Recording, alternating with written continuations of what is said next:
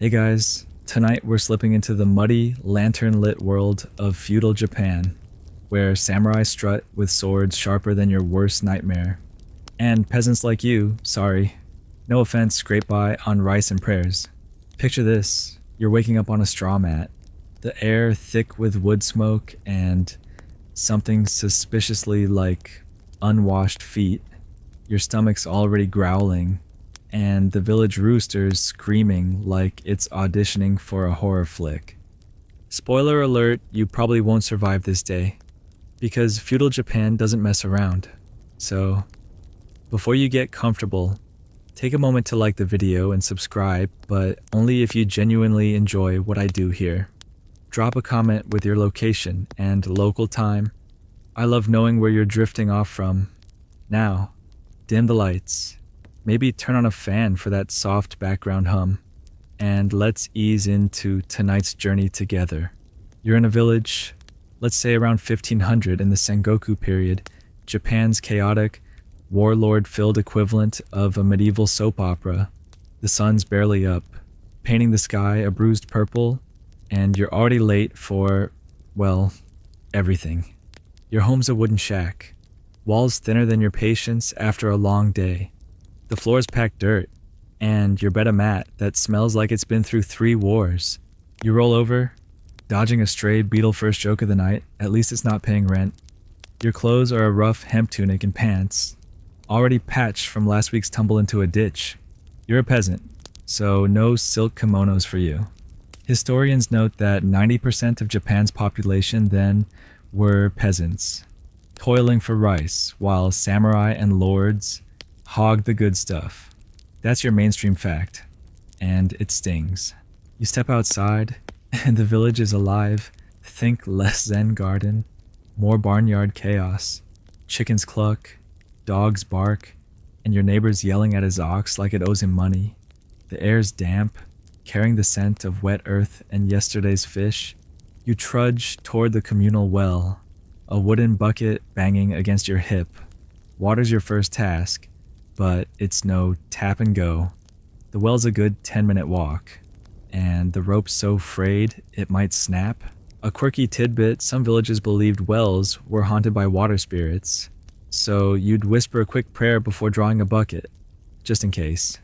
Historians still argue whether these rituals were spiritual or just superstitious paranoia. Either way, you're not risking a ghost's bad mood. In 2 minutes, you'll be shocked by how samurai rules mess with your morning. For now, you're hauling water back, splashing half of it on your sandals. The village street's a muddy mess, churned by carts and hooves. You pass a blacksmith's forge, sparks flying like tiny fireflies, and a weaver's hut where an old woman's already at her loom, her fingers moving like she's casting a spell. Everyone's got a job, and slacking isn't an option. If you don't pull your weight, the village headman, a grumpy guy with a ledger and zero chill, might fine you a week's rice. That's your lifeblood, so you keep moving. Here's the kicker: samurai could kill you for looking at them funny. No, really. The Kirisute Gomen law let them slice up anyone who disrespected their honor. No questions asked. You're carrying water. Head down. When a samurai struts by, his twin swords glinting like they're begging for action, you bow so fast your bucket nearly tips. He doesn't even glance your way, but your heart's doing cartwheels. Don't skip the next part, because soon you'll see why even breathing feels like a gamble in this world. For now, you're back at your shack, water sloshing, ready to face a day that's already out to get you. You're not just a peasant, you're a cog in a machine. Feudal Japan's hierarchy is brutal shogun at the top, then daimyo lords, samurai, and way down here, you, the dirt-scrubbing masses. Your village answers to a local lord, who answers to a daimyo, who's probably plotting to stab his rival in the back. Loyalty's everything, but it's a one-way street. You owe the lord your labor, your rice, and maybe your life if war breaks out. In return, you get to not die, hopefully. Trust me, you'll want to hear this next bit in a few minutes. A mystery unfolds about how even your breakfast could betray you. You're setting the bucket down, knees aching. When your sister, let's call her Hannah, hands you a bowl of barley gruel, it's gray, lumpy, and tastes like sadness. But it's food. You're grateful, because famine's a real threat. The quirky tidbit here. Some peasants ate wild grasses when crops failed, boiling them into a soup that was basically lawn clippings. You slurp your gruel, dreaming of rice, but that's a luxury. The Lord takes most of it as tax, leaving you with scraps. Historians still argue whether this taxation crushed innovation or forced peasants to get creative. Either way, you're stuck with gruel. As you eat, the village hums, and you brace for a day where survival's the only win. You're still catching your breath from that samurai's stare, your bowl of gruel barely settling in your stomach when the village gong clangs like it's announcing the end of the world. Time to move. Today's task: hauling firewood for the communal oven. A job that sounds simple but feels like punishment. You're in feudal Japan, deep in the Sengoku period's chaos, where every day's a test of endurance. The air's crisp now, but sweat's already beading on your neck as you grab an axe and head toward the forest edge. In 2 minutes, you'll be shocked by how a single misstep could ruin you under samurai rules. Bushido, the samurai code, isn't just for warriors, it's a shadow over your life. Historians call it a blend of loyalty, honor, and discipline, shaping Japan's elite from the 12th century onward. That's your mainstream fact. Bushido demanded absolute obedience, not just from samurai, but from peasants like you. If a samurai orders you to drop your axe and carry his luggage, you do it. No questions. Hesitate, and you're disrespecting his honor cue, that Kirisute Gomen law, where he can legally slice you up. You're trudging along, axe over your shoulder, when you spot a samurai on horseback, his armor clinking like coins in a jar. You bow low, dirt smudging your forehead, and pray he keeps riding. Here's the quirky tidbit: some samurai carried loyalty testers, little wooden tokens they'd hand to peasants, demanding you return them by sundown to prove you didn't slack. Lose one, and you're branded disloyal, facing a beating or worse. You're clutching your axe tighter now, imagining a samurai tossing you one of those tokens. Historians still argue whether Bushido's strictness built a stronger society or just crushed spirits under fear. Either way, you're not testing it. Don't skip the next part, because soon you'll see why even your firewood chore hides a trap. The forest path is narrow, roots snaking across it like they're trying to trip you. You hear birds, maybe a fox rustling, but no time for nature vibes. You've got to chop enough wood to satisfy the headman, who's got a tally stick and a grudge.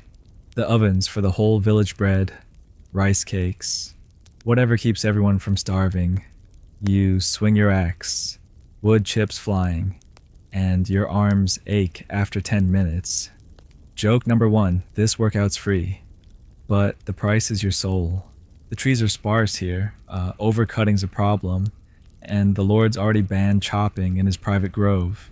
Break that rule, and you're not just fined, you're publicly shamed, tied to a post for a day. Just a few minutes until you discover how your loyalty gets tested before lunch. For now, you're stacking logs, your hands sticky with sap.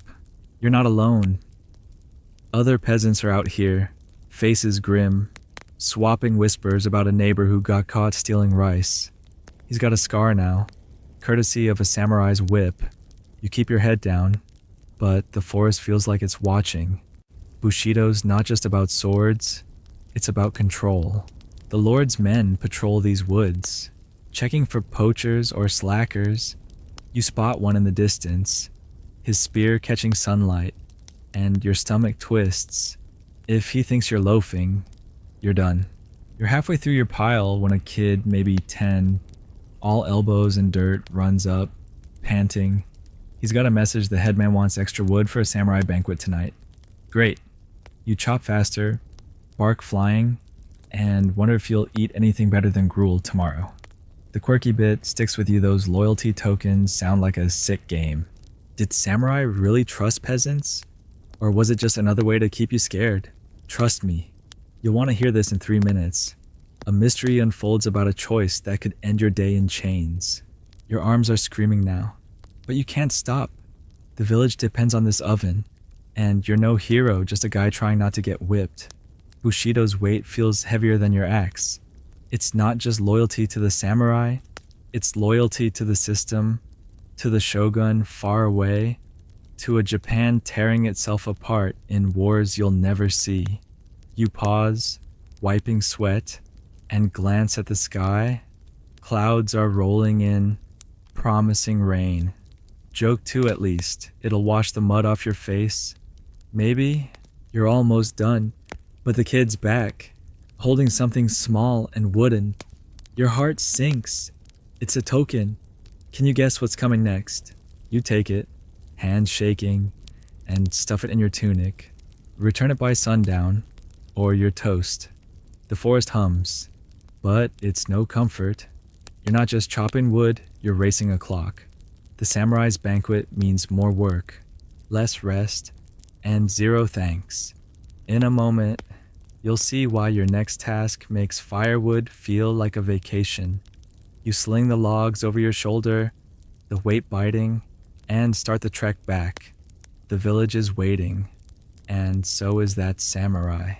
Bushido's got you trapped, and you're only one mistake away from proving you don't belong here.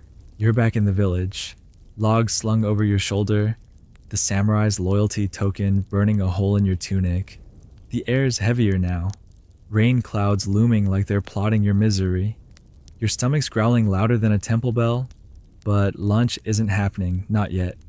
You're a peasant in feudal Japan's Sengoku period, and your next job's already waiting, delivering rice to the Lord's storehouse. It's tax season, and that means every grain counts. In 2 minutes, you'll be shocked by how one wrong move could starve your family. Rice was Japan's currency, its lifeblood, measured in koku, 1 koku being enough to feed a man for a year. Historians peg the average village tax at 40-60% of the harvest, leaving peasants scraping by. That's your mainstream fact. Rice taxes kept the shogun's armies fed while you prayed for a good harvest. You're hauling a sack of rice, maybe 50 pounds, across the village to the storehouse, a squat building guarded by samurai who look like they'd rather be anywhere else. Your sandals sink into the mud, and each step feels like a personal insult. Joke 1 at least, the mud's free, unlike everything else. Here's the quirky tidbit: some peasants hid rice in hollow bamboo stalks to dodge taxes, risking execution if caught. You're tempted, staring at the sack, but the samurai's glare keeps you honest. Historians still argue whether these taxes fueled Japan's war machine or just enriched greedy daimyo. Either way, you're the one paying. Don't skip the next part, because soon you'll see why your empty stomach's the least of your worries. The storehouse looms ahead, its wooden walls weathered but sturdy. You hand over the sack to a clerk, who weighs it with a scale that looks older than the hills. He squints, scribbles on a bamboo tablet, and mutters about shortages. You freeze. If the weight's off, you're blamed.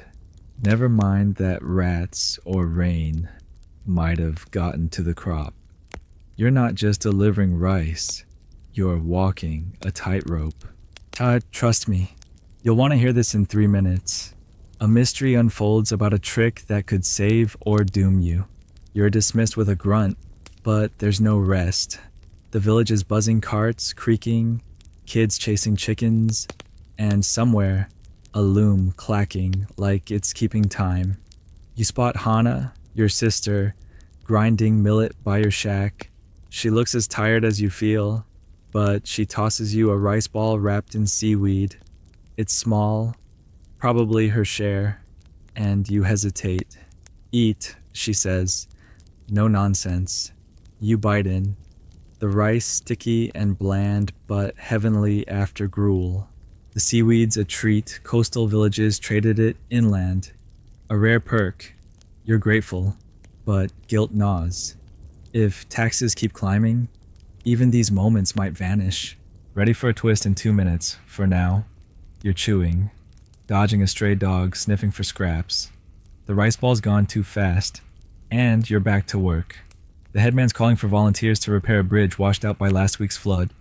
Volunteers means do it or else. So you're headed to the river, tools in hand.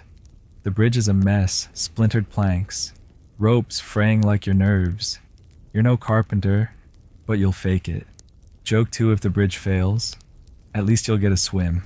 Here's where it gets dicey. The storehouse clerk's still watching, and you overhear him muttering about missing koku. If they think you shorted the tax, you're facing a public shaming or worse, a samurai's sword. You remember that bamboo trick. Whispers from a neighbor who tried it last year. He got away with it. Or did he? You never saw him again. In a moment, you'll see why your next choice could change everything. You're at the bridge now, hammering planks, the river gurgling below. It's peaceful, almost, but the loyalty token in your tunic reminds you peace is a lie. You're working alongside other peasants, all silent, focused. The headman paces, barking orders, his tally stick tapping like a metronome. You're tempted to slip a few grains of rice into your sleeve, just enough for a meal, but the risk's too high. The quirky tidbit lingers. Hiding rice was clever, but samurai had spies everywhere. One wrong move, and your family's branded as thieves. Can you guess what's coming next? The bridge is taking shape, but your mind's on that token. Sundown's closer, and you haven't returned it. The samurai's banquet is tonight, and if you're late, you're not just disloyal, you're dead. You hammer harder, wood creaking, and glance at the sky. Rain's holding off, but the air's thick, pressing down. Joke 3. Maybe the clouds are taxed too. The bridge is almost done. But the clerk's voice cuts through you. Rice boy, come here. Your heart drops. Did they find out about the bamboo rumors, or is it the token in a few minutes? A strange truth emerges about who's really watching you. For now, you wipe your hands, leave the hammer, and walk toward the storehouse. Every step heavier than the last. You're trudging back to the storehouse, the clerk's summons ringing in your ears like a bad omen. The village around you is a blur of mud and motion, oxen plodding. A kid chasing a stray goose, the clack of a loom fading behind you. That loyalty token still tucked in your tunic. A wooden weight heavier than the rice sack you just delivered. You're in feudal Japan's Sengoku period, where every step feels like a gamble, and your odds aren't great. In 2 minutes, you'll be shocked by how filthy your life's about to get. Living conditions in feudal villages where grim historians estimate most homes lacked proper sanitation, with open latrines breeding disease and stench. That's your mainstream fact. You're not just poor. You're wading through a petri dish. You pass your shack, where Hana's sweeping dirt out the door, a losing battle against the mud. Your home's one room, walls patched with straw, and the roof leaks when it rains. Your bed's a straw mat, crawling with fleas that throw parties at night. Joke 1, they bite harder than the tax collector. Here's the quirky tidbit: peasants used ash from the fire to clean their hands, since soap was a luxury for lords. You're rubbing your hands on your tunic now, hoping the clerk doesn't notice the grime. Historians still argue whether this filth built immunity or just killed people faster. Either way, you're not feeling invincible. Don't skip the next part, because soon you'll see why your shack's the least of your problems. The storehouse is ahead, its guards eyeballing you like you stole their lunch. The clerk, a wiry man with a permanent scowl, waves you inside. Inspection, he snaps, pointing to a pile of rice sacks. Your job check for mold or rats, because the Lord's not eating spoiled grain. You kneel, sifting through rice, the smell earthy but sour. Rats have been here, tiny claw marks and droppings betray them. You're no exterminator, but you're stuck. In 3 minutes, a mystery unfolds about what's hiding in these sacks. You're working fast, sweat mixing with dust. When you notice something odd, a sack feels too light. You untie it, and there's a hollow bamboo stalk inside, stuffed with rice. Someone's dodging taxes, and now you've found it. Your heart races. Report it, and you're a snitch. Hide it, and you're complicit. The clerk's watching, his tablet ready to record your every move. Trust me, you'll want to hear this in a moment. You'll see why this discovery could end your day in chains. You're not alone in the storehouse. Another peasant, a gaunt man named Taro, is stacking sacks nearby. He catches your eye, and you see panic. Is it his bamboo? You don't ask, silence is safer. The air's thick with rice dust, making you cough, and the fleas in your tunic are staging a comeback. Joke 2, at least they're loyal. Unlike you with that token, you're supposed to return it by sundown, and the sun's dipping fast. The banquet's tonight, and samurai don't forgive tardiness. You push the bamboo deeper into the sack, covering it with rice. Maybe no one will notice. The clerk barks, hurry up, and you nod. Head down. Living like this filth, fear, and fleas wears you down. Villages like yours had no plumbing. You'd trek to a stream for water, hoping it wasn't tainted. Some peasants boiled it, but most didn't bother. You're thirsty now, but the well's a hike, and you've got no time. Ready for a twist in 2 minutes, for now. You're sifting rice, hands gritty, praying the clerk doesn't check your sack. You're almost done when Taro whispers, "Don't say nothing." His voice is low, desperate. You nod, barely, but your stomach's in knots. If the samurai find out, they'll burn the village's rice as punishment happened in a neighboring town last year. The quirky tidbit about ash cleaning feels useless now. No amount of scrubbing saves you from this mess. Can you guess what's coming next? You're tying the sack, hands shaking, when the clerk steps closer, his eyes narrowing. Did he see you hesitate? You're back to work, but the storehouse feels like a trap. The guards outside are chatting, their swords glinting in the fading light. You're not just fighting filth, you're fighting a system that doesn't care if you live or die. Joke 3, your shack's a palace compared to the storehouse's rat convention. In a few minutes, a strange truth emerges about who's really running this show. For now, you finish the inspection. The clerk running approval. You're free for now, but Taro's still watching. And that bamboo's a secret you can't unsee. The token's still in your tunic, and sundown's closer. You step outside, mud sucking at your sandals, and brace for what's next. You're out of the storehouse, the clerk's glare still burning your back, and that bamboo-stuffed rice sack is a secret you wish you could bury. The village hums with late afternoon chaos, carts creaking, a dog snarling over a bone, and the distant clang of a blacksmith's hammer. You're in feudal Japan's Sengoku period, where survival's a daily dice roll, and you're not feeling lucky. The loyalty token's still in your tunic, a ticking bomb as sundown creeps closer. Your next task helping Hana with laundry at the river, but it's no spa day. In 2 minutes, you'll be shocked by how women's lives here cut deeper than any samurai sword. Gender roles in feudal Japan were rigid. Historians note women, especially peasants, juggled domestic work and field labor while men held most public roles. That's your mainstream fact. You're seeing it firsthand as Hana scrubs clothes with a focus that could shame a warrior. You reach the river. Its water cold and murky, and kneel beside her. She's washing tunics, her hands red from the chill. Your job's to wring them out, but the fabric's rough, tearing at your palms. Joke 1, laundry's a battle, and you're losing to a shirt. Here's the quirky tidbit: women sometimes use rice bran as a makeshift soap, leaving clothes smelling like a stale kitchen. Hana's got a small sack of it, sprinkling it into the water like it's magic. Historians still argue whether these roles crushed women's spirits or gave them quiet power in the home. Either way, Hana's not complaining, but her silence speaks volumes. Don't skip the next part, because soon you'll see why her work hides a dangerous truth. You're wringing a tunic, water dripping like a sad melody, when Hana whispers, "Don't trust Taro. Your eyes snap to hers, but she's focused on scrubbing. Does she know about the bamboo? You don't ask. Riverside gossip travels faster than a samurai's horse. The air's damp, carrying the scent of wet earth and fish. Other women are here, washing, chatting, their voices low to avoid samurai patrols.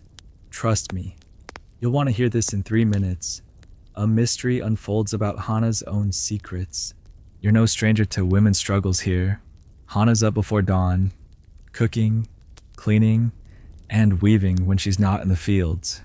She's unmarried rare for her age because your family can't afford a dowry. Marriage isn't love, it's a contract, and she's got no bargaining chips.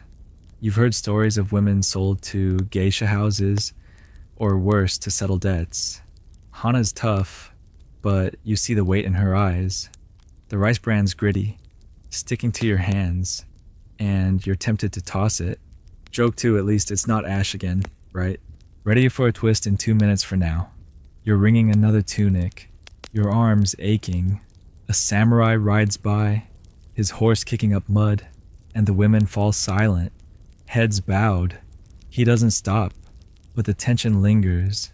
Women weren't just workers. They were invisible unless a lord or samurai noticed them then. Trouble followed.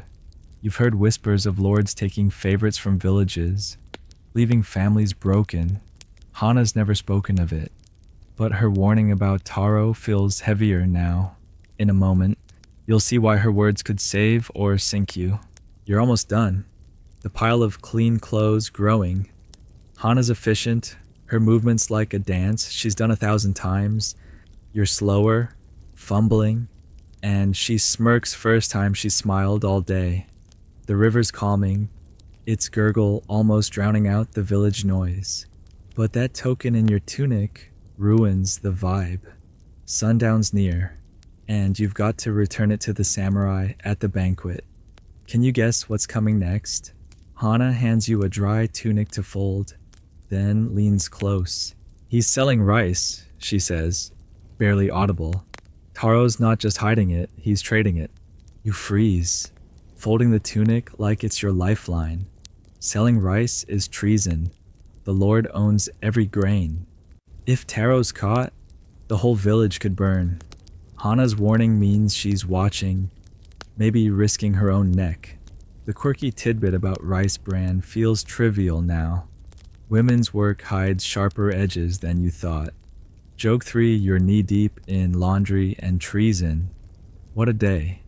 In a few minutes, a strange truth emerges about who else knows Taro's game.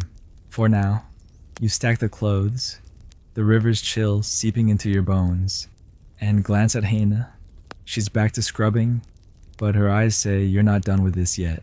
You're trudging away from the river. Hana's warning about Taro's rice-selling scheme buzzing in your head like a swarm of wasps. The village is quieter now, the late afternoon sun casting long shadows over the mud-churned paths. You're in feudal Japan's Sengoku period, where secrets like Taro's could get you all killed, and that loyalty token in your tunic feels like a death sentence as sundown looms. Your next move, delivering the clean laundry to the headman's wife. But the real job is staying alive. In 2 minutes, you'll be shocked by how ninja myths hide a grim truth. Ninjas, or shinobi, where real historians confirmed they operated as spies and saboteurs, often hired by daimyo for dirty work. That's your mainstream fact. They weren't capped superheroes, but gritty operatives blending into villages like yours. You're carrying a basket of folded tunics, the rice brand's faint smell clinging to your hands. When you spot a stranger near the headman's house, he's dressed like a peddler, but his eyes are too sharp, scanning the street. Is he a ninja? Your heart skips. Joke 1, if he's a spy, his disguise needs work. Here's the quirky tidbit: some ninjas posed as monks, hiding weapons and prayer beads. You're eyeing this guy, wondering if his satchel's full of knives or just turnips. Historians still argue whether ninjas were feared outlaws, or just mercenaries scraping by. Either way, you don't want his attention. Don't skip the next part, because soon you'll see why this stranger's presence ties to Taro's treason. You reach the headman's house, A step above your shack, but still no palace. His wife, a stern woman with a bun tighter than her budget, takes the laundry with a nod. You're turning to leave when you overhear her muttering about outsiders in the village. Your stomach twists. Does she mean the peddler? Or Taro's buyers? Hana's warning feels heavier now. You're not just delivering clothes. You're walking through a web of suspicion. Trust me, you'll want to hear this in 3 minutes. A mystery unfolds about who's really watching Taro. You're back on the street, the token pressing against your chest, sundown's close, and you've got to return it to the samurai at the banquet hall. A good hike from here. The village feels different now, like it's holding its breath. You pass the blacksmith, his forge glowing, and spot the peddler again. Now chatting with a farmer, his laughs too loud, his gestures too casual. You've heard ninja stories how they'd slip into villages, gather intel, then vanish. Joke 2, maybe he's just selling bad poetry, but you're not buying it. Ready for a twist in 2 minutes. For now, you're hurrying. The basket empty, but your mind full. Taro's selling rice, Hana's onto him, and this peddler's got you paranoid. The samurai's banquet is tonight, and if Taro's caught, the Lord might punish everyone. You remember that burned village last year? Rice theft led to torches. In a moment, you'll see why your next step could expose the peddler's game. You're nearing the banquet hall, a wooden building with paper screens glowing from lanterns inside.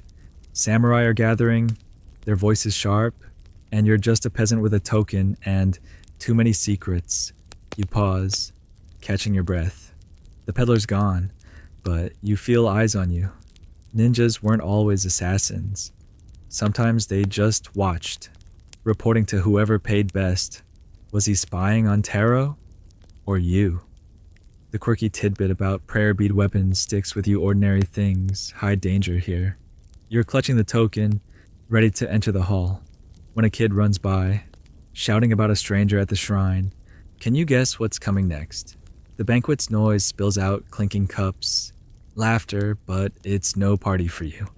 Joke 3, you're crashing a samurai soiree with a wooden token and zero chill. In a few minutes, a strange truth emerges about the peddler's real target.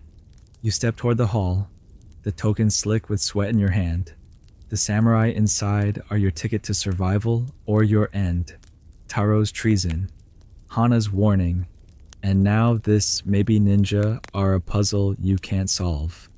The village is a tinderbox, and you're holding a spark. You take a deep breath, the air thick with wood smoke and tension, and walk forward. The banquet hall's door looms, and you're one move away from answers or disaster. You're at the banquet hall's door, the loyalty token in your hand slick with sweat, its edges biting into your palm.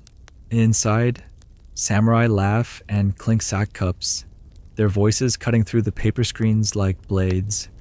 You're in feudal Japan's Sengoku period, where one wrong move could end you, and Taro's rice-selling scheme is a noose tightening around the village. Your job: return the token to the samurai who gave it to you, but the real challenge is surviving the shogun's world. In 2 minutes, you'll be shocked by how his power makes your life a nightmare. The shogun was Japan's military ruler, holding sway over daimyo and samurai while the emperor was mostly a figurehead. Historians peg this system's peak in the 15th and 16th centuries. That's your mainstream fact: the shogun's word was law. And you're a pebble under his boot. You step inside, bowing so low your nose nearly scrapes the tatami mats. The hall smells of rice wine and grilled fish, a far cry from your gruel. A samurai, maybe the one who gave you the token, lounges near a low table, his swords glinting. You approach, heart pounding. Joke 1, you're less guessed, more moving target. Here's the quirky tidbit: shoguns sometimes sent rice inspectors to villages, disguised as travelers, to sniff out tax dodgers like Taro. You're holding the token out, eyes down, when you spot the peddler from earlier, now serving sake. Is he, an inspector, a ninja? Your mind races. Historians still argue whether shoguns trusted their spies or just used fear to control everyone either way. You're sweating. Don't skip the next part, because soon you'll see why this samurai's mood could doom you. The samurai takes the token, barely glancing at you, and waves you off. You're not dismissed yet, though another samurai barks for you to fetch more charcoal for the braziers. You nod, scurrying to the back, but the peddler's eyes follow you. Trust me, you'll want to hear this in 3 minutes. A mystery unfolds about his real role here. For now, you're hauling charcoal, the dust coating your hands like ash. The hall's warm, almost cozy, but the samurai's chatter is all war daimyo betrayals. Battles brewing. The shogun's name, whispered, carries weight like a storm cloud. You're no stranger to his reach. The shogun's decrees set your taxes, your labor, even your life's worth. If Taro's caught, the shogun's justice could raise the village happened before. Whole towns burned for less. You're piling charcoal, the brazier's heat stinging your face. When you overhear a samurai mention rice shortages, your stomach drops. Does he know about taro, or the bamboo you found joke to you're carrying charcoal? But the real fire's in your nerves. Ready for a twist in 2 minutes. You're trying to blend in, but the peddler's pouring sock nearby, his smile too sharp. You're back to the brazier, stacking charcoal like it's your lifeline. The shogun's system thrives on fear. Samurai obey daimyo. Daimyo bow to the shogun. And you just try not to die. The peddler brushes past, muttering, "Careful, peasant." Was that a warning? You remember Hana's words about Taro, the peddler's odd presence, and now this. In a moment, you'll see why his words aren't just small talk. The banquet's in full swing. Samurai toasting victories you'll never see. The quirky tidbit about rice inspectors feels too real. Could he be reporting to the shogun's men? You're done with the charcoal, hands black, and slip toward the door. The samurai who took the token is laughing, but his eyes flick to you. Did he notice your nerves? Can you guess what's coming next? You're almost out when the peddler blocks your path, offering a sack cup. "Drink," he says, voice low. You don't trust him, but refusing's risky. Joke 3 sacks nice, but treason's a bad chaser. In a few minutes, a strange truth emerges about who he's really watching. You take the cup, the liquid burning your throat, and step outside. The night's cool, but the shogun's shadow and Taro's secret follows you. You're outside the banquet hall, the sock's bitter warmth fading fast as the night air hits your face. The village is hushed, stars peeking through clouds, but Taro's rice-selling secret and the peddler's cryptic warning keep your nerves on edge. You're in feudal Japan's Sengoku period, where trust is rarer than a full belly, and that loyalty token's return didn't feel like a win. Your next stop, the village temple, where you're supposed to sweep the grounds before dawn. But peace, that's a fantasy. In 2 minutes, you'll be shocked by how monks here wield more than just prayers. Buddhist temples in feudal Japan weren't just spiritual hubs. Historians note many amassed wealth and armed monks to rival samurai. That's your mainstream fact. These Sohei warrior monks could tip the scales in local power games.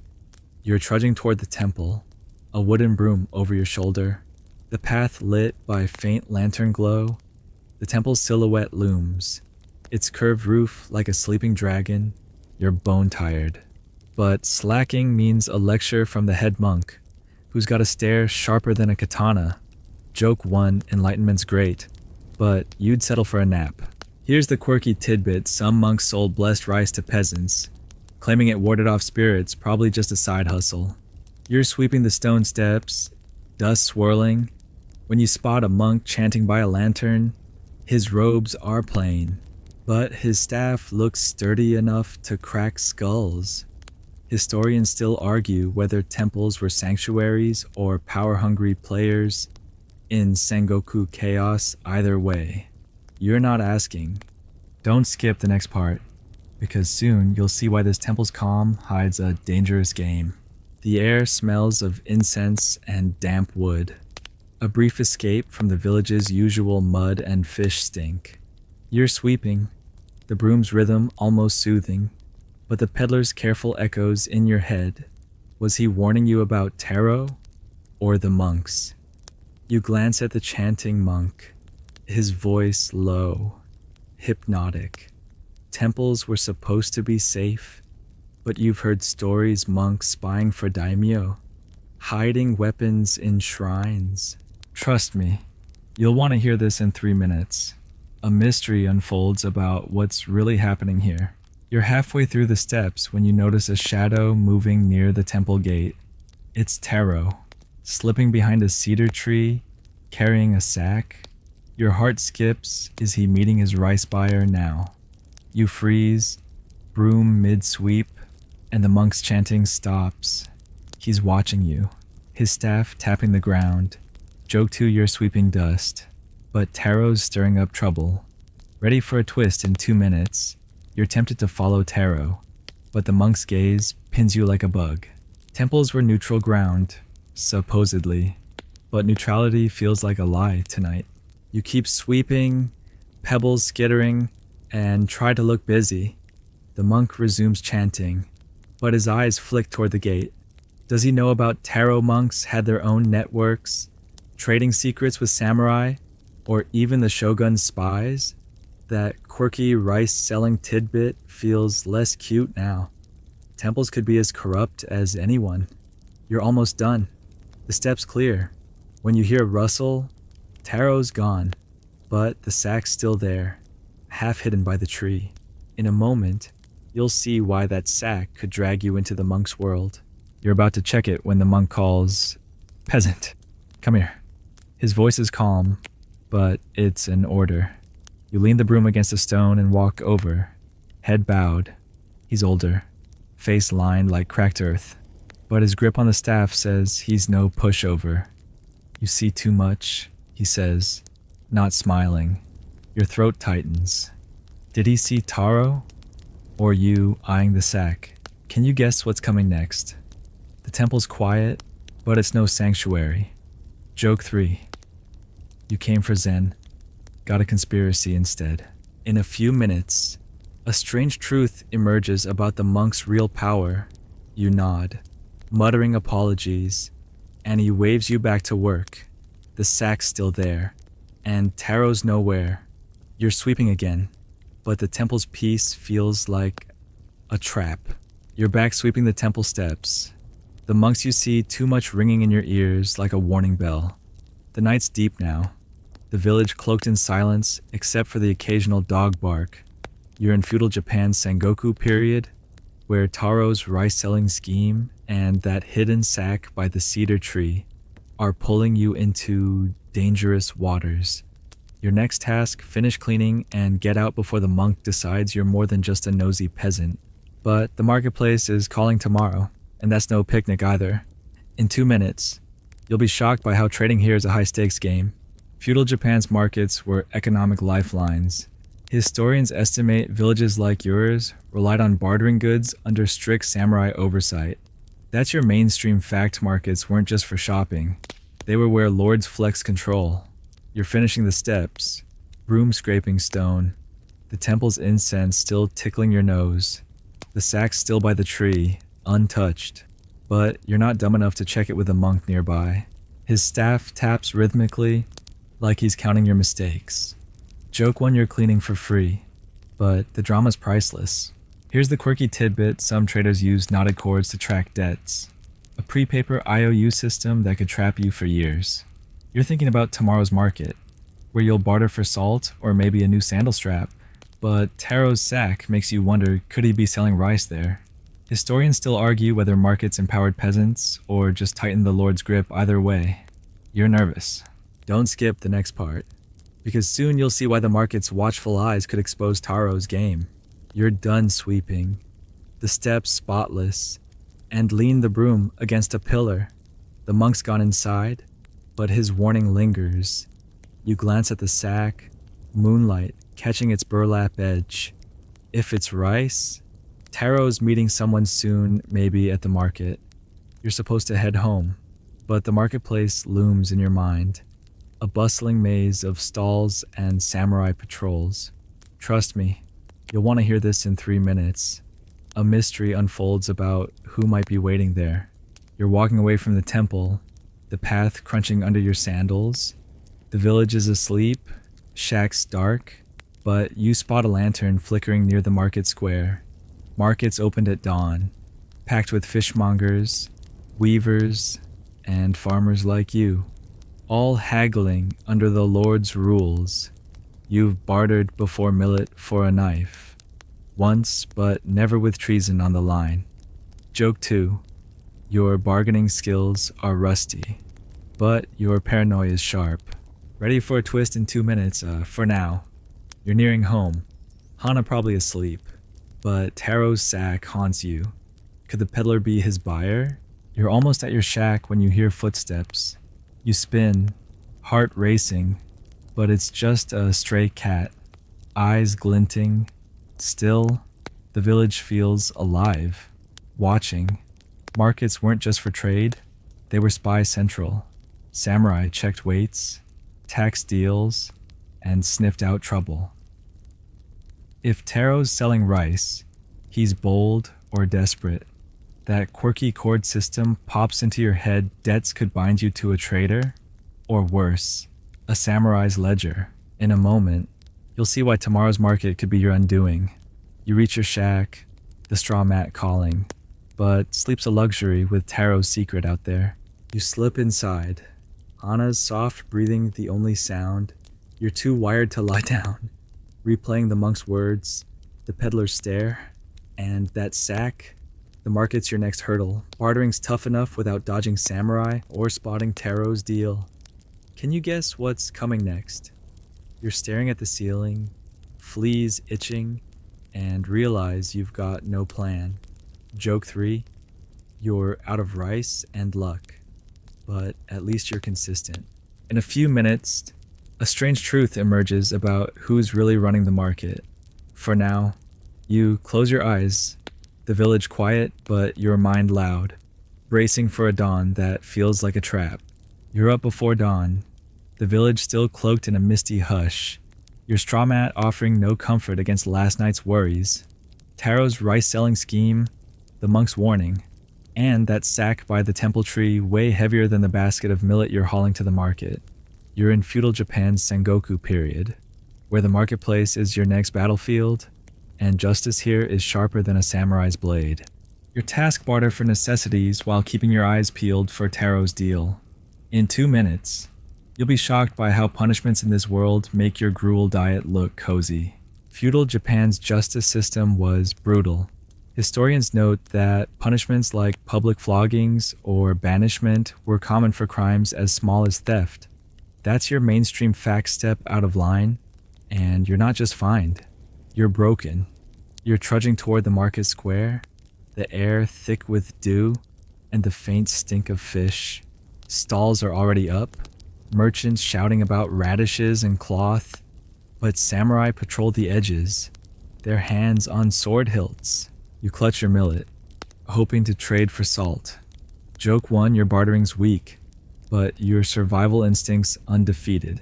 Here's the quirky tidbit some villages used. Shame poles post where offenders were tied for days, mocked by passersby. You're scanning the crowd for Taro, half expecting to see him tied to one if he's caught. Historians still argue whether these punishments deterred crime or just fueled resentment. Either way, you're not testing it. Don't skip the next part, because soon you'll see why the market's justice could snag you in Taro's mess. The square's a chaos of voices and smells, grilled eel, sour pickles, and sweaty bodies. You spot the peddler from the banquet, now hawking pots, his eyes flicking over the crowd. Is he watching for Taro? You weave through stalls, millet basket bumping your hip, and approach a salt trader, a wiry woman with a ledger. 2 scoops for that, she says. Eyeing your grain, you haggle, voice low, but your focus is on the crowd. Trust me, you'll want to hear this in 3 minutes. A mystery unfolds about a punishment you didn't see coming. You're sealing the deal, salt in a small sack. When you spot Taro near a fish stall, talking to a stranger with a hooded cloak, your heart skips. They're exchanging something. Maybe rice. You're too far to hear, but the samurai nearby aren't blind. If Taro's caught, the shamepole's the least of it. Rice theft could mean execution, and you know too much. Joke 2, you're trading millet, but Taro's trading his life. Ready for a twist in 2 minutes. You're turning away, salt tucked under your arm, when a shout cuts through the market thief. You freeze, thinking it's Taro, but it's a kid, caught pilfering a pear. A samurai hauls him to the market center, where a wooden post stands. Yep, the shame pole.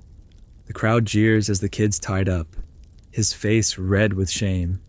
You're shaken, realizing that could be Taro or you. If the peddler's a spy, the quirky shame pole tidbit hits hard. Public humiliation was a warning to everyone. In a moment, you'll see why this scene changes your plan. You're moving away, head down, when you notice the peddler staring not at the kid, but at Taro. You're weaving back through the stalls, heart pounding, when the salt trader grabs your arm. Don't linger, she whispers, nodding toward the samurai. Does she know something? The market's no safe haven justice here is swift, and guilt by association is real. Can you guess what's coming next? You're almost out of the square, salt and millet traded, but Taro's still there, his deal done. The stranger's gone, and the peddler's following him. Joke 3, you're free of the market, but not its consequences. In a few minutes, a strange truth emerges about who's pulling the strings. You hurry home, the village waking around you, and brace for what Taro's unleashed. You're hurrying away from the market, the salt sack tucked under your arm, Taro's shady rice deal, and the peddler's watchful eyes chasing you like ghosts. The village is waking up, smoke curling from shacks, and the morning air carries a bite of dew and charcoal. You're in feudal Japan's Sengoku period, where every secret feels like a blade at your throat. And your next task is helping Hana prepare for a tea ceremony at the headman's house. It's no cozy ritual, it's a social minefield. In 2 minutes, you'll be shocked by how a simple cup of matcha hides traps sharper than a samurai's sword. Tea ceremonies in feudal Japan were cultural cornerstones. Historians note they blended Zen aesthetics with political maneuvering, even for village elites. That's your mainstream fact. This isn't just tea. It's a power play. You reach your shack, where Hana's already grinding green tea leaves, her face tight with focus.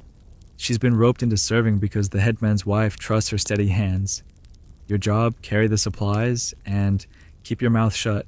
The tea's bitter scent fills the air, a stark contrast to the mud outside. Joke 1, you're brewing tea. Not courage, but you'll need both. Here's the quirky tidbit: some tea masters hid messages in the way they arranged utensils, signaling alliances or warnings. You're hauling a bamboo tray of cups and a kettle, trailing Hana toward the headman's house. Her silence screams, "Stress, screw this up," and the headman could dock your family's rice. Historians still argue whether tea ceremonies fostered peace or just masked Sengoku tensions. Either way, you're nervous. Don't skip the next part, because soon you'll see why this ritual could tie back to Taro's treason. You're at the headman's house, a low wooden building with a cleaner yard than most. Inside, the tea room's stark tatami mats, a single scroll on the wall, and a brazier glowing softly. The headman's wife is there, her kimono stiff, along with a few village elders and great samurai, probably a guest from the banquet. You set the tray down, bowing so low your back aches, and Hana starts preparing the tea, her movements precise as a dance. Trust me, you'll want to hear this in 3 minutes. A mystery unfolds about what's really brewing here. You're kneeling in the corner, trying to be invisible, but the samurai's eyes flick to you. The tea's poured, steam rising, and the headman's wife sips first, her nod approving. Hana's good, but the tension's thick, everyone's watching everyone. You're thinking about Taro, the peddler, and that market shout. Was the samurai there? Does he know about the rice? The quirky utensil messages tidbit makes you paranoid. Hana's kettle placement seems deliberate, but you're no codebreaker. Joke 2, you're surrounded by tea and suspicion, a perfect blend. Ready for a twist in 2 minutes, for now. You're still the room quiet except for sips and the brazier's faint crackle. Tea ceremonies were supposed to be zen, but this feels like a chess game.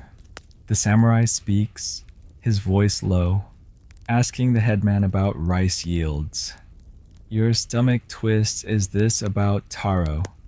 The headman's vague, praising the village's loyalty, but his eyes dart to Hana. In a moment, you'll see why her role here is more than pouring tea. You're sweating, the tea's aroma now cloying, and you wish you were back sweeping temple steps. The ceremony drags, each sip a ritual, but you catch Hana's glance sharp, like she's warning you again.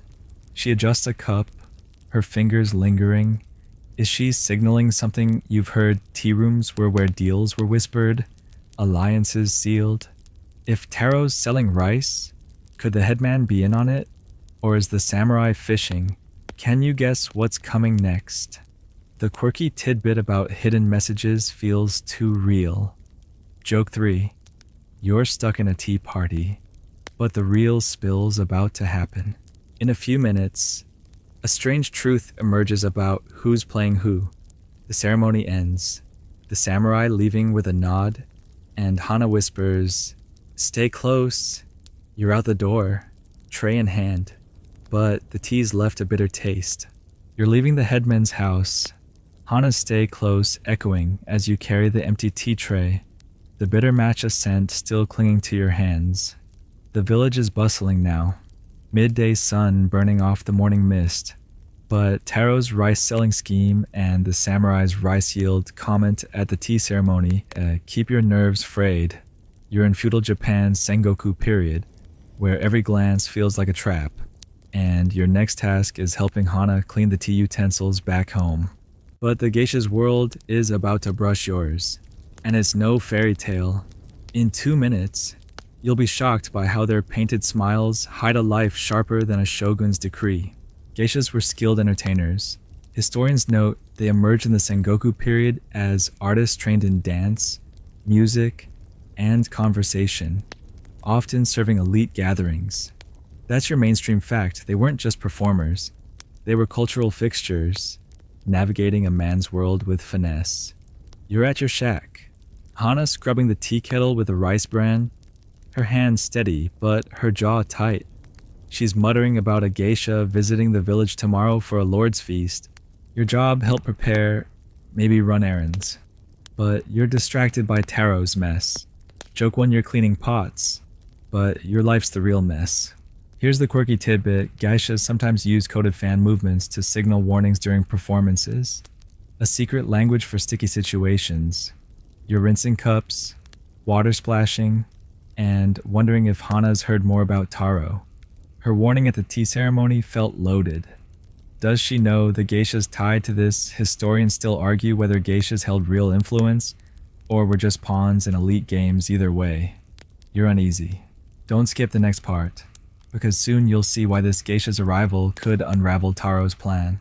You're drying a cup, the shack's dim light casting shadows, when Hana says, "The geisha's from Kyoto, she knows things." Her tone's cryptic, like she's piecing together a puzzle. You pause, cloth in hand, and ask what she means.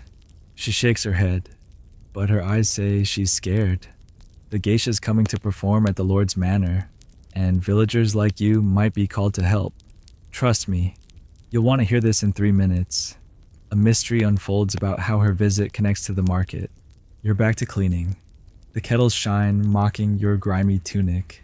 Geishas lived in a world apart, trained from childhood. Their kimonos worth more than your shack. But their lives weren't free. They answered to handlers, sometimes lords. You've heard whispers of geishas spying. Their beauty, a mask for secrets. Could she know about Taro's rice deals? The quirky fan signal tidbit makes you twitch. What if she's signaling at the feast? Joke 2.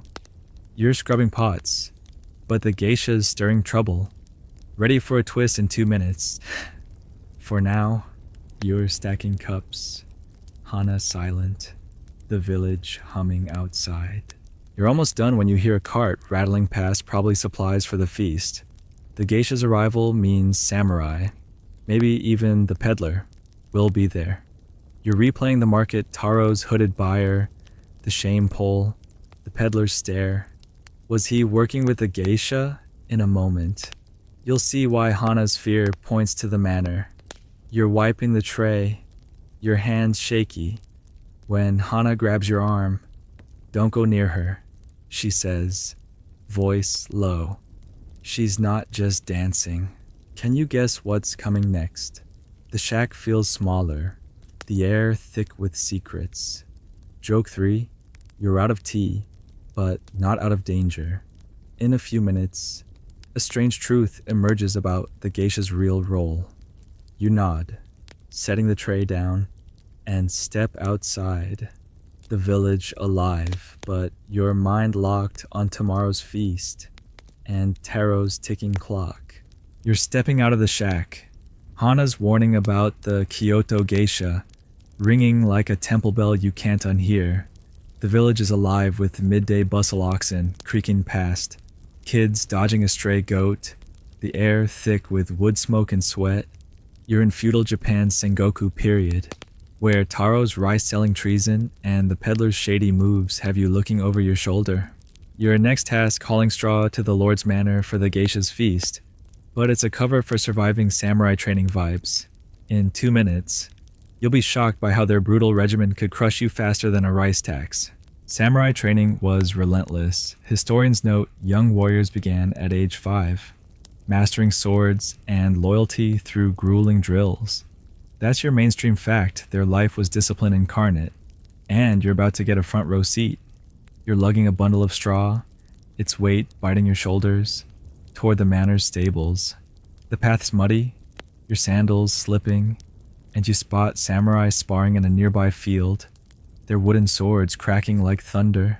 You're just a peasant, but you're roped into their world today. Joke 1, you're carrying straw, but they're carrying death.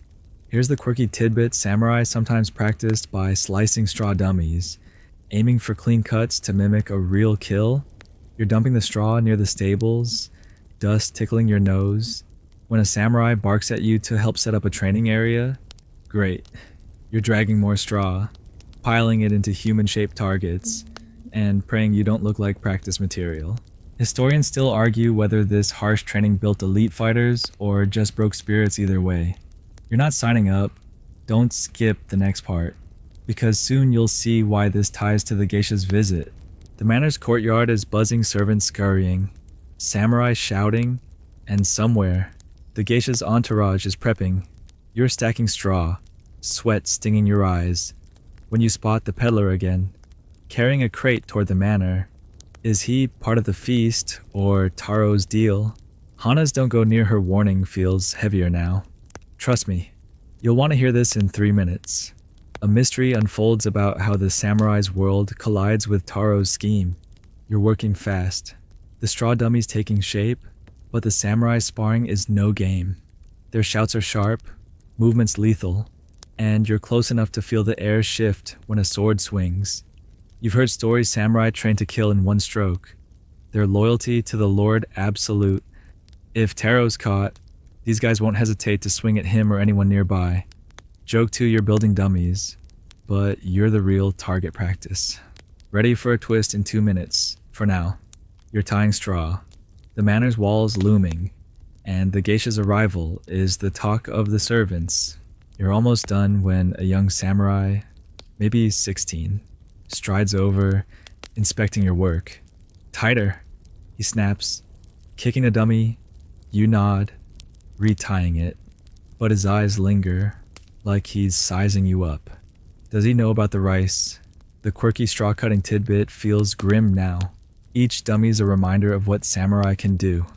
You're thinking of Taro, the market, the peddler, and Hana's fear. In a moment, you'll see why this training ground could expose everything.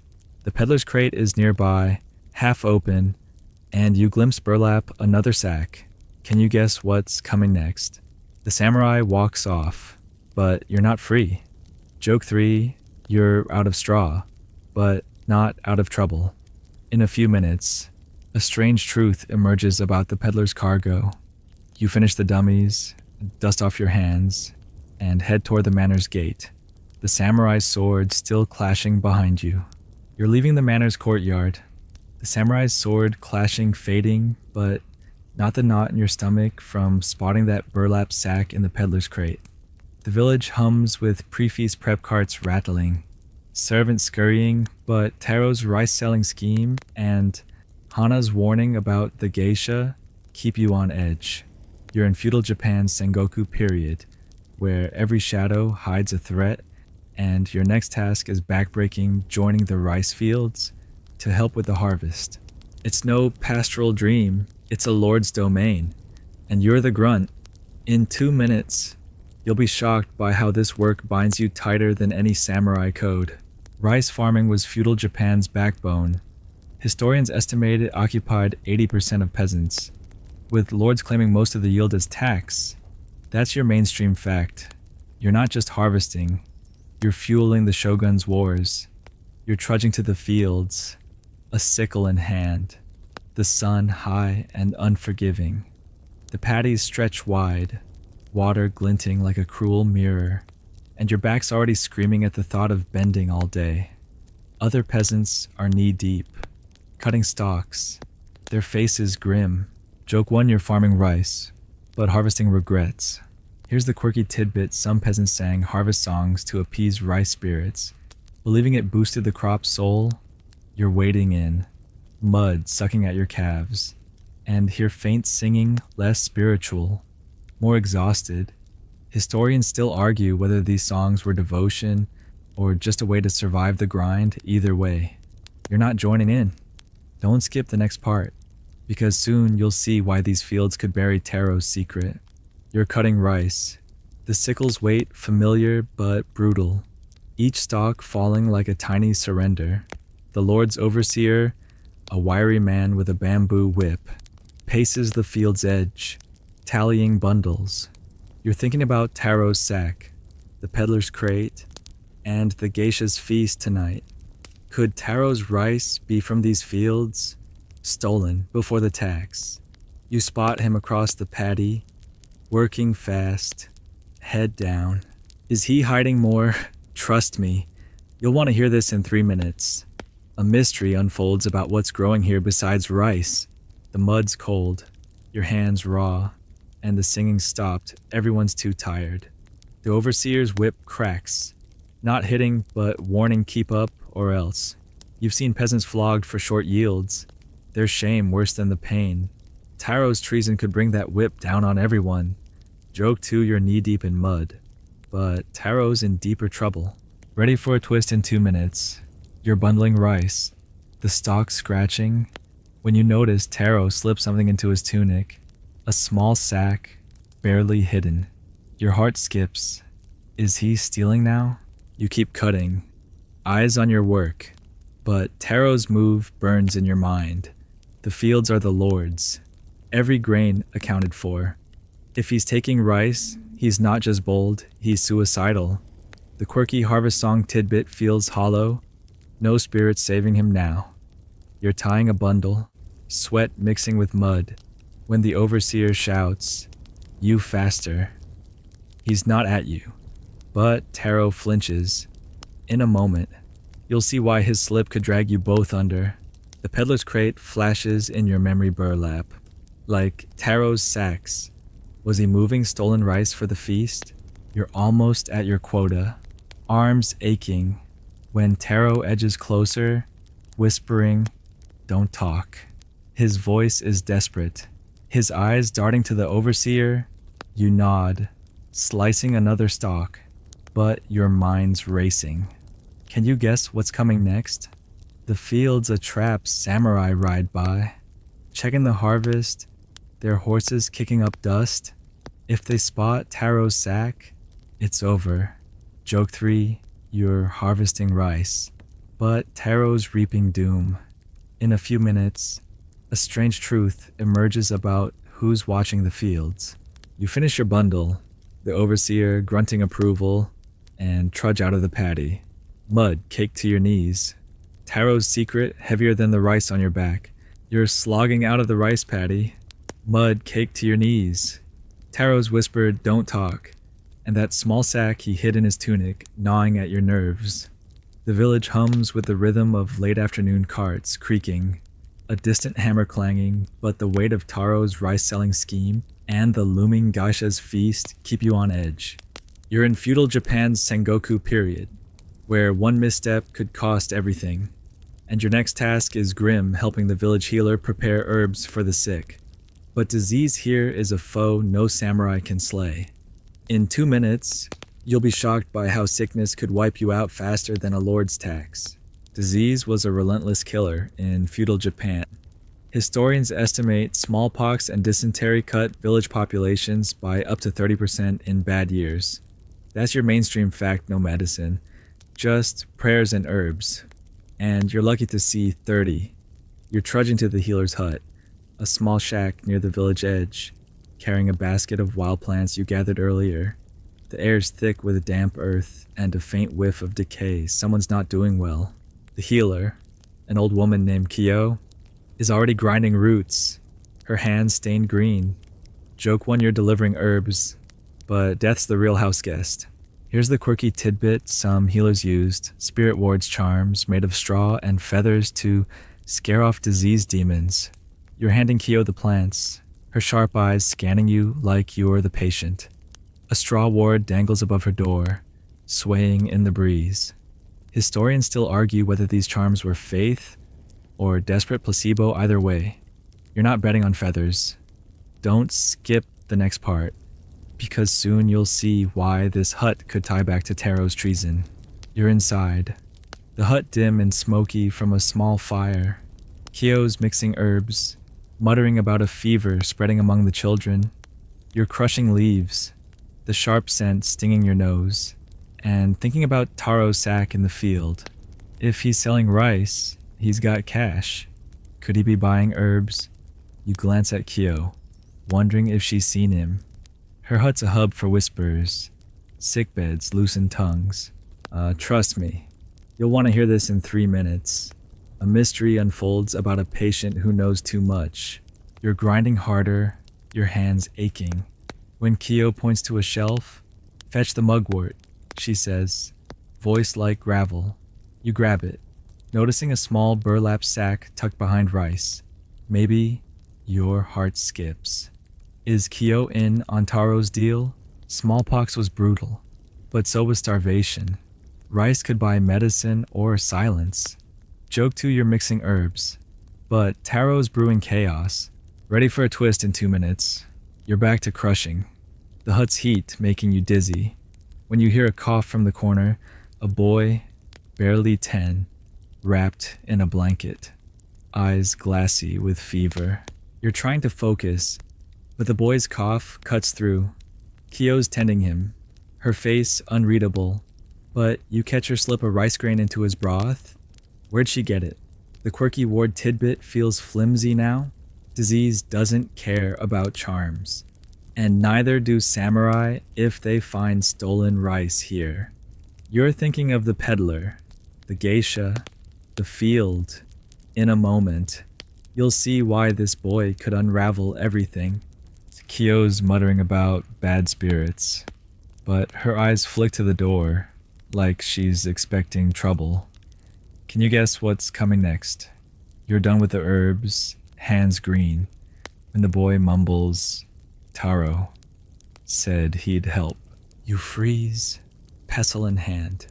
Taro's name from a sick kid's lips is a spark in a dry field. Kyo shoots you a look. Does she know disease spreads fast? but so do secrets. Joke 3, you're curing fevers.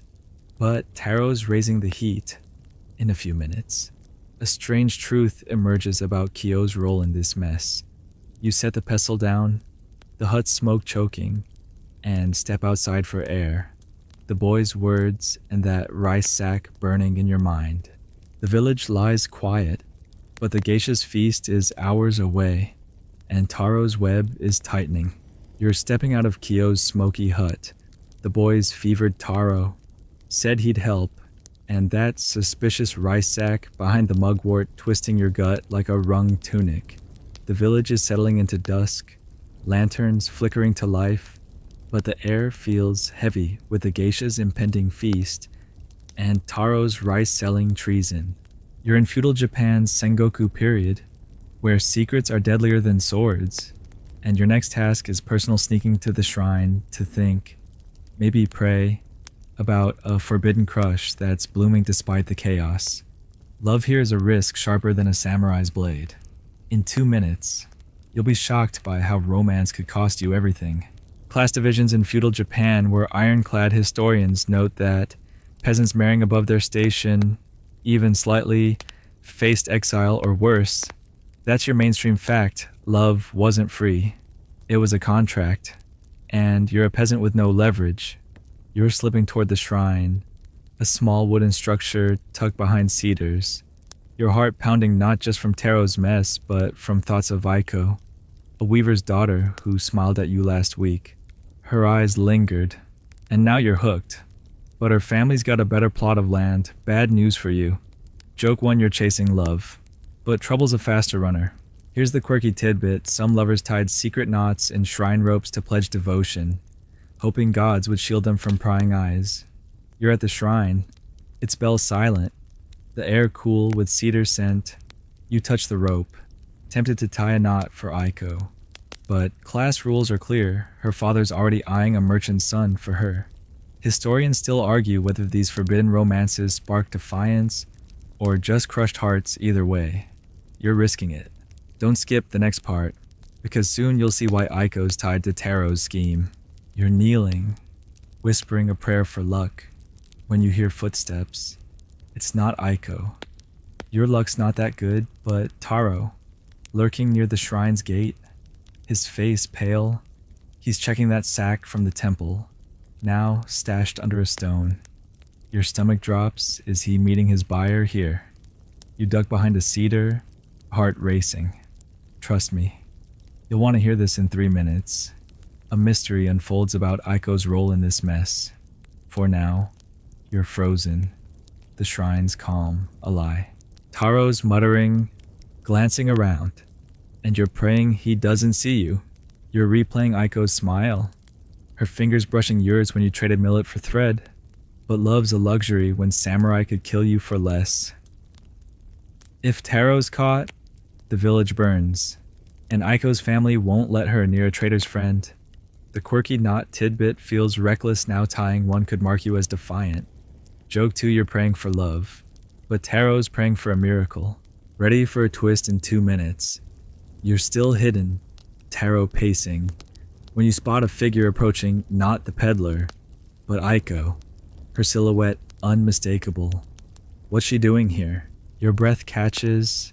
Aiko's carrying a small bundle, moving quietly toward Taro. Are they working together? Your crush feels like a betrayal now. The shrine's supposed to be sacred, but it's a stage for treason. You're thinking of Hana's warnings, the geisha, the rice in Kyo's hut. In a moment, you'll see why Aiko's presence changes everything. Taro hands her something coins, maybe, and she slips it into her sleeve. Can you guess what's coming next? The cedar's bark digs into your back, your pulse loud enough to wake the gods. Joke 3, you're falling for Aiko, but she's falling into Taro's trap. In a few minutes, a strange truth emerges about her motives. Taro and Aiko leave, the sack still hidden, and you're alone at the shrine, love and fear tangling like the ropes above you. You're crouched behind the cedar at the shrine, heart hammering as Aiko and Taro vanish into the dusk. their hushed exchange, and that hidden rice sack burning holes in your mind. The village is quiet now, lanterns dim, but the geisha's feast at the Lord's Manor looms like a storm.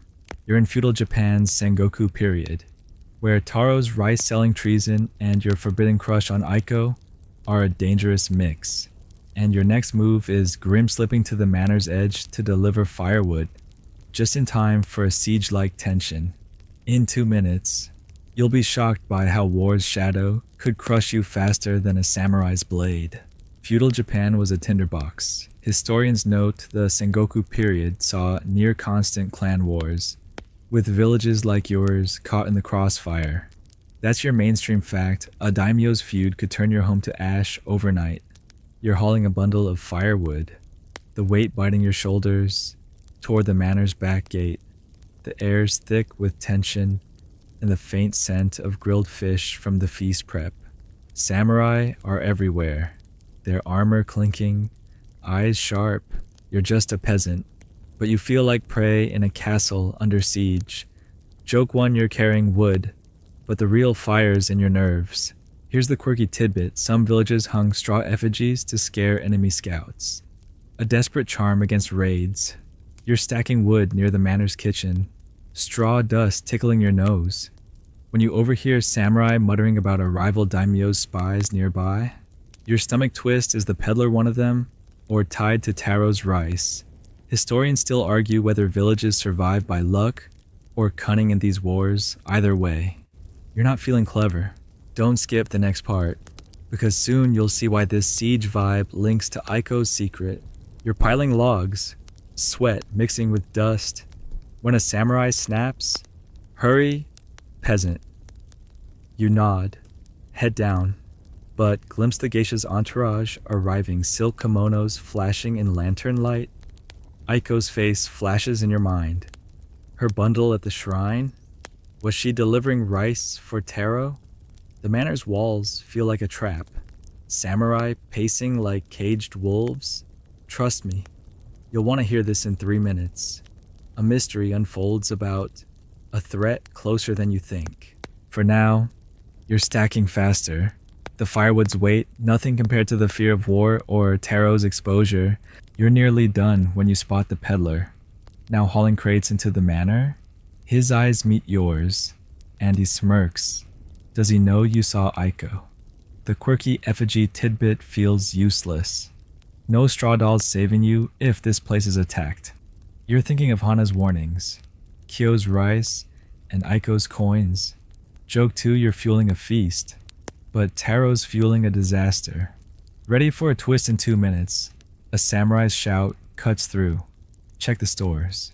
They're inspecting rice stocks. Bad news for Taro. Your heart races. If they find his stolen grain, the manor's no refuge. You're finishing the stack, hands splintered, when you hear hooves riders approaching, not friendly. The samurai tense, hands on swords, and servants scatter. You're frozen, wood at your feet. As the geisha's music starts inside, oblivious to the chaos, in a moment, you'll see why this raid could expose Taro and Aiko. The peddler's gone, but his crate's nearby, burlap peeking out. Is it rice? Can you guess what's coming next? The manor's gate creaks, samurai shouting orders, and you're caught in a war you didn't start. Joke 3. You're out of firewood, but not out of panic.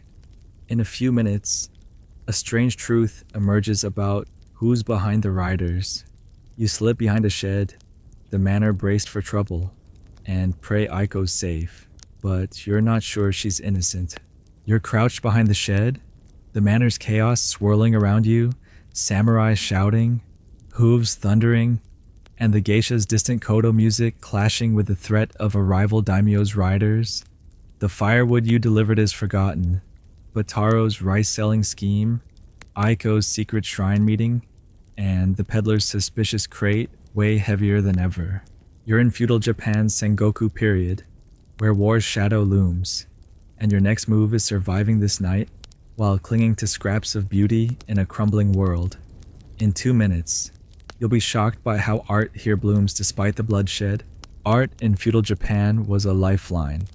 Historians note that calligraphy, poetry, and ink paintings thrived even in war torn villages, often as acts of defiance or solace. That's your mainstream fact. Beauty was a quiet rebellion, and you're about to see it firsthand.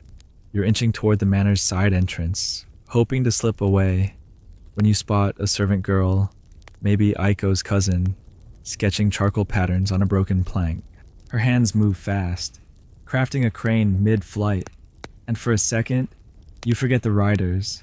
Joke 1, she's drawing peace, but you're running from war. Here's the quirky tidbit: some peasants carved tiny wooden Buddhas, hiding them in trees to pray for better days. You're clutching the shed's edge, the girl's sketch pulling you in, when a samurai barks, "Move, peasant." You scramble toward the entrance, but her art lingers in your mind. Historians still argue whether these creations were spiritual or just escapes from despair. Either way, you're craving that escape. Don't skip the next part, because soon you'll see why this art ties to Taro's mess. The manor's courtyard is a mess, samurai forming ranks, servants hauling supplies, and the geisha's music faltering as shouts drown it out. You're dodging crates, eyes scanning for Aiko or Taro, when you spot the peddler again, whispering to a samurai near the rice stores. Your heart skips as he ratting out Taro. The girl's crane sketch feels like a cruel tease now. Beauty's no shield if the riders attack. Trust me, you'll want to hear this in 3 minutes. A mystery unfolds about a hidden message in the manor. You're at the entrance, pretending to adjust a lantern, when you notice a scroll tucked under a crate calligraphy, fresh ink, with a poem about falling rice. Is it a code? You've heard of poets hiding warnings in verse, like the geisha's fan signals. The quirky Buddha carving tidbit makes you wonder, could this scroll be Taro's doing, or Aiko's? You're tempted to grab it, but a samurai's glare stops you. Joke 2, you're dodging swords, but poetry's the real danger. Ready for a twist in 2 minutes. The riders' hooves are closer, samurai shouting about traitors within. Your stomach drops. Does this mean Taro? You're slipping inside. The manor's halls dim, lanterns flickering. The geisha's performance is restarting. Her koto notes sharp yet soothing, a stark contrast to the chaos outside. You glimpse her through a screen, her painted face serene, but her fan moves oddly deliberate, like a signal. You're thinking of Aiko, her shrine bundle, and that scroll. Art here isn't just pretty, it's a weapon. In a moment, you'll see why this poem could unravel Taro's scheme. The peddler's voice echoes nearby, talking about shortages. Can you guess what's coming next? You're frozen, the geisha's music pulling you in, but the rider's threat pushes you forward. Joke 3. You're caught between art and arson. What a night. In a few minutes, a strange truth emerges about the scroll's rider. You edge toward the rice stores, the manor braced for a siege, and pray the beauty you saw doesn't burn with the rest. You're edging toward the manor's rice stores, the geisha's koto notes fading behind you, but that cryptic falling rice poem and the peddler's talk of shortages cling like damp mud. The courtyard's a frenzied samurai barking orders, servants scrambling, and the rival daimyo's riders circling closer, their hoofbeats a drum roll of dread. You're in feudal Japan's Sengoku period, where Taro's rice-selling treason and Aiko's shrine deal have you teetering on a blade's edge, and your next move is dodging the chaos as a foreigner's arrival stirs the pot. In 2 minutes, you'll be shocked by how outsiders here spark more danger than a siege. Foreign traders, like Portuguese merchants, began reaching Japan in the 1540s. Historians note they brought guns and Christianity, shaking the Sengoku status quo. That's your mainstream fact. Their arrival wasn't just trade, it was a cultural earthquake.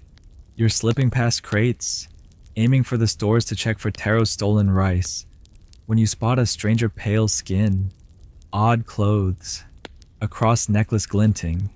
He's with a peddler, arguing in broken Japanese near the manor gate. Your heart races. Is he tied to Taro's buyer? Joke 1, you're dodging samurai, but this guy's dodging tradition.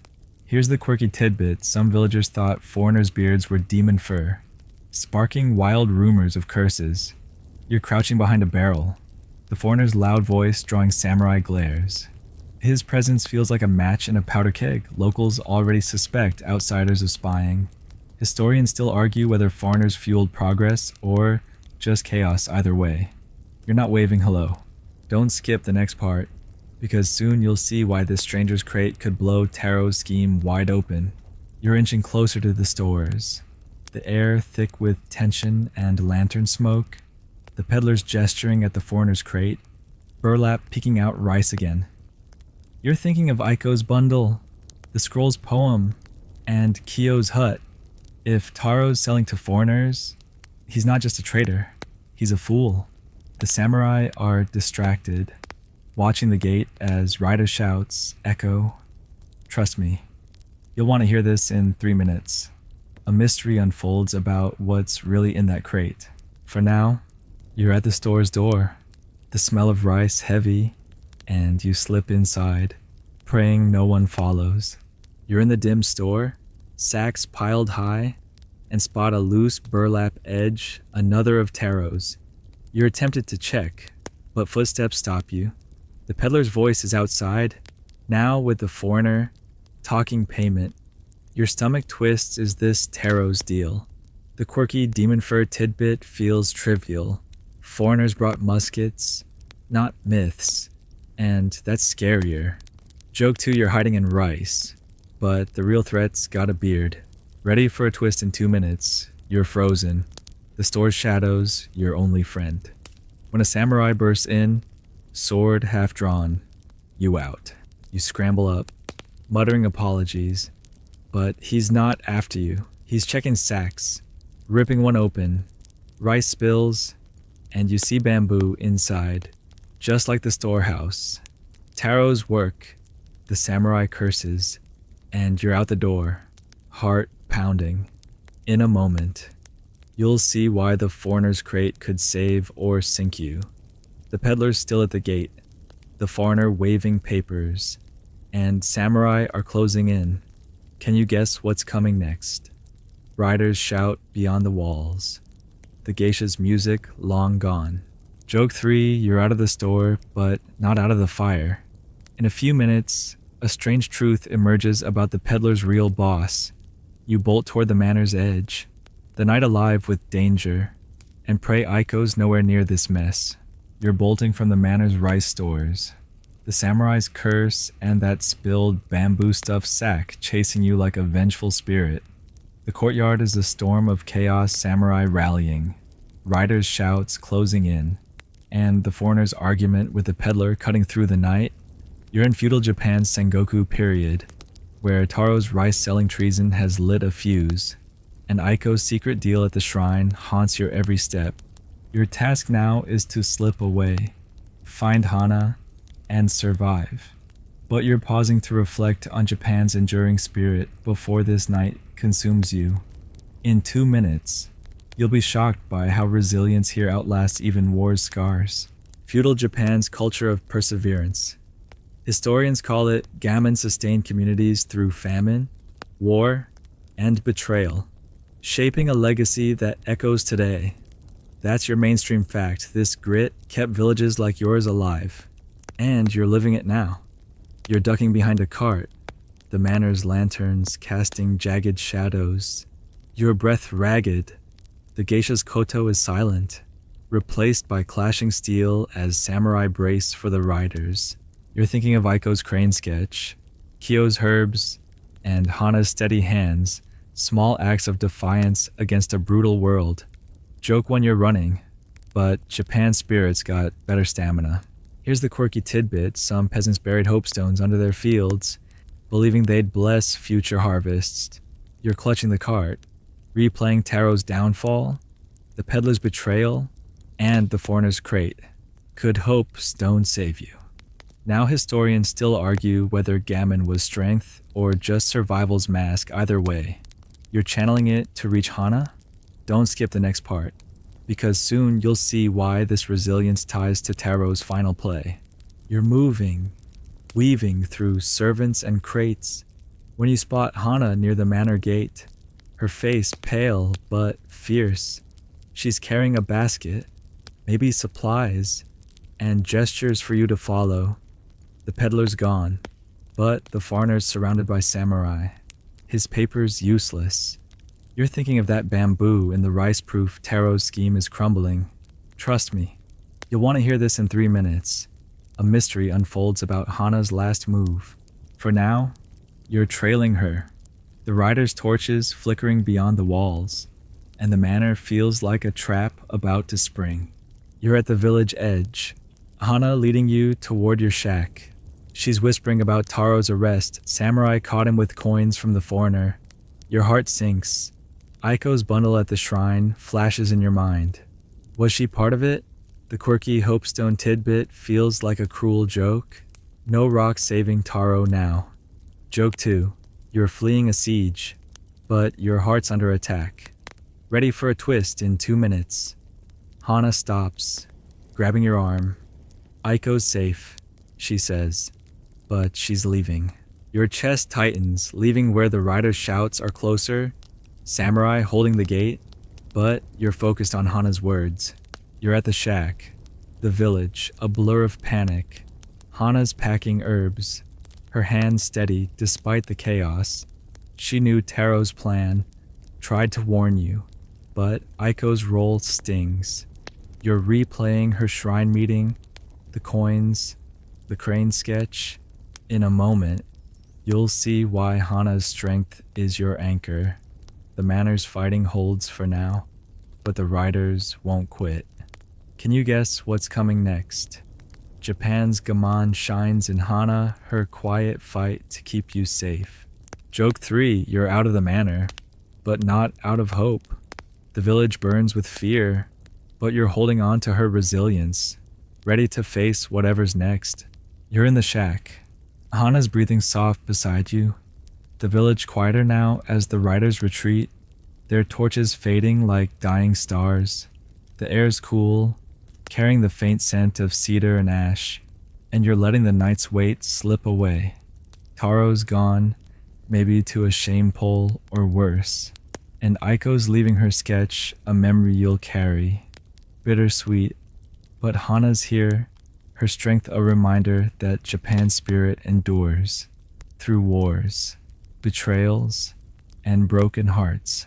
You're sinking into the straw mat, fleas and all. The world softening at the edges. Picture the fields, still growing despite the chaos. Those hopestones buried deep, waiting for dawn. Your breath slows. The village hums faintly a dog's bark. A distant loom's clack, and you're drifting. Safe for now. Let the Sengoku storms fade. Let the rice paddies whisper you to rest. Sleep's calling. Gentle as a shrine bell's echo. Sweet dreams.